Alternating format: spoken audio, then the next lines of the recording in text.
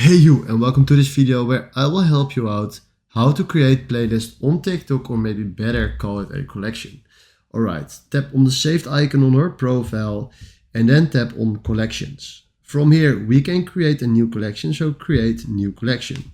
Then give this collection a name like saved for later, and then tap on make it public or private, whatever you want. Then please let's do next. From here I can add videos that I already saved, but I don't want this. So from here I go to home, then I will refresh my page, and now I can add this video if I tap on that and then tap on add to favorites to saved for later. Now if you go to our profile, you see that we saved the video in our playlist from saved for later. This is exactly how it works, and if you find this helpful, please consider subscribing and give this video a like. And thanks for watching.